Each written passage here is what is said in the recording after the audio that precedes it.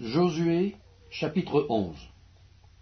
Jabin, roi de Hastsor, ayant appris ces choses, envoya des messagers à Jobab, roi de Madon, au roi de Shimron, au roi d'Akshaph, au roi qui était au nord dans la montagne, dans la plaine au midi de Kinneret, dans la vallée, et sur les hauteurs de Dor à l'occident, aux Cananéens de l'Orient et de l'Occident, aux Amoréens, aux Étiens, aux Phéréziens, aux Jébusiens dans la montagne, et aux Éviens au pied de l'Hermon dans le pays de Mitzpa. Ils sortirent, eux et toutes leurs armées avec eux, formant un peuple innombrable comme le sable qui est au bord de la mer, et ayant des chevaux et des chars en très grande quantité. Tous ces rois fixèrent un lieu de réunion et vinrent camper ensemble près des eaux de Mérom pour combattre contre Israël. L'Éternel dit à Josué, « Ne les crains point, car demain, à ce moment-ci, je le livrerai tous frappés devant Israël. Tu couperas les jarrets à leurs chevaux, et tu brûleras au feu leurs chars. » Josué, avec tous ces gens de guerre, arriva subitement sur eux, près des eaux de Mérom, et ils se précipitèrent au milieu d'eux. L'Éternel les livra entre les mains d'Israël. Ils les battirent et les poursuivirent jusqu'à Sidon la grande, jusqu'à Misrephoth-Maïm et jusqu'à la vallée de Mitzpa vers l'Orient. Ils les battirent sans en laisser échapper aucun. Josué les traita comme l'Éternel lui avait dit. Il coupa les jarrets à leurs chevaux et il brûla leurs chars au feu. À son retour, et dans le même temps, Josué prit Hatsor et frappa son roi avec l'épée. Hatsor était autrefois la principale ville de tous ces royaumes.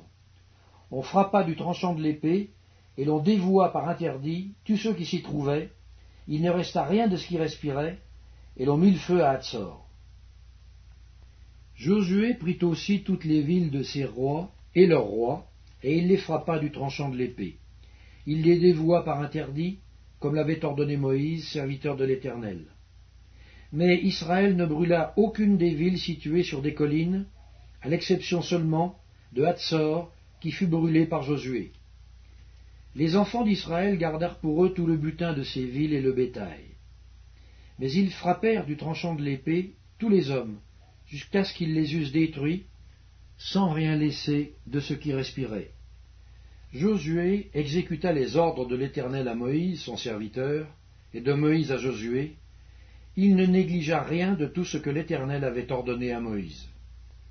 C'est ainsi que Josué s'empara de tout ce pays, de la montagne, de tout le Midi, de tout le pays de Gozen, de la vallée, de la plaine, de la montagne, d'Israël et de ses vallées, depuis la montagne nue qui s'élève vers Séhir, jusqu'à Baal-Gad, dans la vallée du Liban, au pied de la montagne d'Hermon.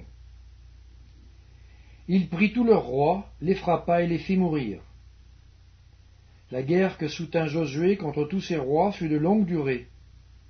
Il n'y eut aucune ville qui fit la paix avec les enfants d'Israël, excepté Gabaon, habité par les Éviens. Ils les prirent toutes en combattant. Car l'Éternel permit que ces peuples s'obstinassent à faire la guerre contre Israël, afin qu'Israël les dévouât par interdit, sans qu'il y eût pour eux de miséricorde, et qu'il les détruisit, comme l'Éternel l'avait ordonné à Moïse. Dans le même temps, Josué se mit en marche, et il extermina les Anakim de la montagne d'Hébron, de Débir, d'Anab, de toute la montagne de Juda, et de toute la montagne d'Israël. Josué les dévoua par interdit, avec leurs villes. Il ne resta point d'Anakim dans le pays des enfants d'Israël. Il n'en resta qu'à Gaza, à Gath et à Asdod. Josué s'empara donc de tout le pays, selon tout ce que l'Éternel avait dit à Moïse. Et Josué le donna en héritage à Israël, à chacun sa portion, d'après leurs tribus. Puis le pays fut en repos et sans guerre. Josué, chapitre 12. Voici les rois que les enfants d'Israël bâtirent, et dont ils possédèrent le pays, de l'autre côté du Jourdain, vers le soleil levant, depuis le torrent de l'Arnon jusqu'à la montagne d'Hermon, avec toute la plaine à l'orient. Sion, roi des Amoréens, qui habitait à Hesbon. Sa domination s'étendait depuis Aroër, qui est au bord du torrent de l'Arnon, et depuis le milieu du torrent, sur la moitié de Galaad, jusqu'au torrent de Jabbok, frontière des enfants d'Ammon. Sur la plaine, jusqu'à la mer de Kinneret, à l'orient, et jusqu'à la mer de la plaine, la mer Salée, à l'orient, vers Beth Jeshimoth, et du côté du midi, sur le pied du Pisga. Og, roi de Basan, seul reste des Réphaïm, qui habitait à Ashtaroth et à Édrei. Sa domination s'étendait sur la montagne d'Hermon, sur Salca, sur tout Basan, jusqu'à la frontière des Géshuriens et des Maacathiens, et sur la moitié de Galaad, frontière de Sion, roi de Hesbon. Moïse, serviteur de l'Éternel, et les enfants d'Israël les bâtirent. Et Moïse, serviteur de l'Éternel, donna leur pays en possession aux Rubénites, aux Gadites et à la moitié de la tribu de Manassé. Voici les rois que Josué et les enfants d'Israël bâtirent de ce côté-ci du Jourdain, à l'Occident, depuis Baal-Gad, dans la vallée du Liban, jusqu'à la montagne nue qui s'élève vers Séhir. Josué donna leur pays en possession aux tribus d'Israël, à chacune sa portion, dans la montagne, dans la vallée, dans la plaine, sur les coteaux, dans le désert et dans le Midi. Pays des Hétiens, des Amoréens, des Cananéens, des Phéréziens, des Éviens et des Jébusiens. Le roi de Jéricho, 1. Le roi d'Aï, près de Bethel, 1. Le roi de Jérusalem, 1. Le roi d'Hébron, 1. Le roi de Jarmuth, 1. Le roi de Lachis, 1. Le roi d'Églon, 1. Le roi de Gézer, 1. Le roi de Débir, 1.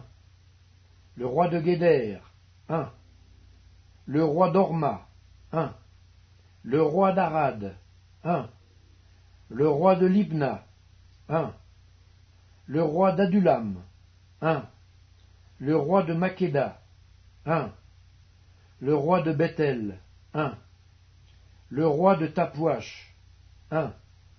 Le roi de Épher, 1. Le roi d'Aphek, 1. Le roi de Lacharon, 1. Le roi de Madon, 1. Le roi de Hatzor, 1. Le roi de Shimron-Méron, 1. Le roi d'Akshaph, 1. Le roi de Tahanak, 1. Le roi de Megiddo, 1. Le roi de Kédesh, 1. Le roi de Joknéam, au Carmel, 1. Le roi de Dor, sur les hauteurs de Dor, 1. Le roi de Gojim, près de Gilgal, 1. Le roi de Tirsa, 1. Total des rois, 31. Josué, chapitre 13. Josué était vieux, avancé en âge. L'Éternel lui dit alors, « Tu es devenu vieux, tu es avancé en âge, et le pays qui te reste à soumettre est très grand.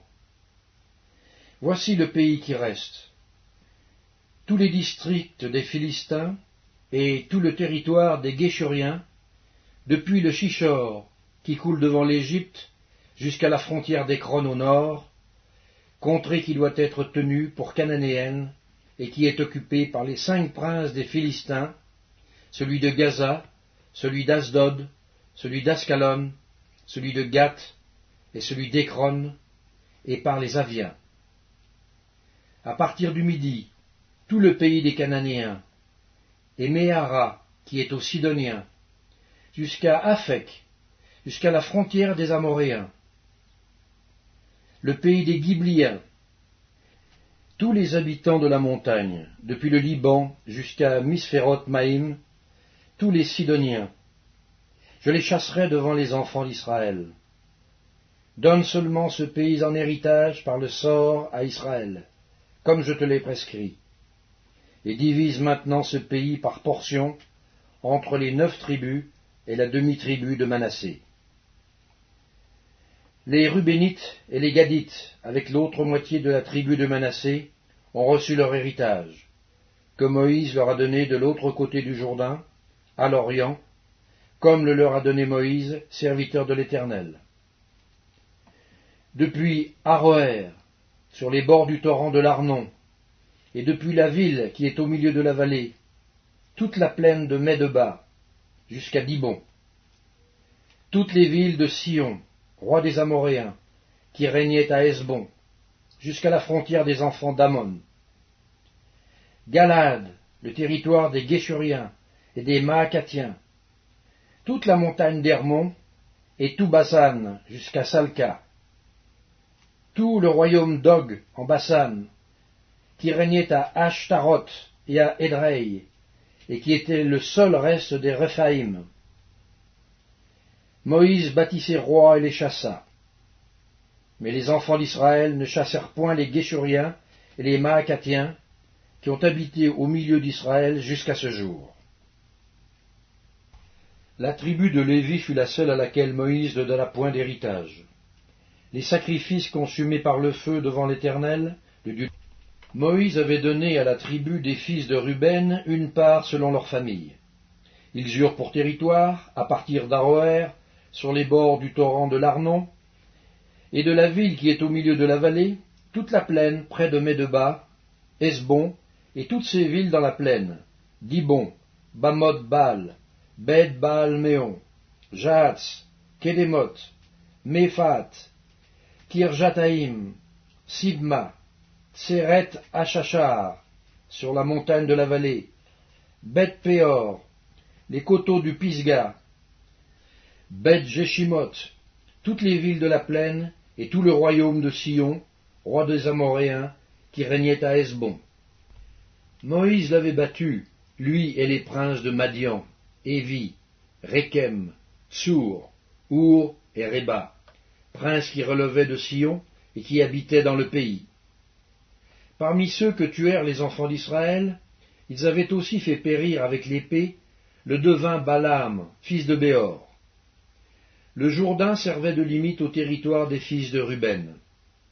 Voilà l'héritage des fils de Ruben selon leurs familles, les villes et leurs villages.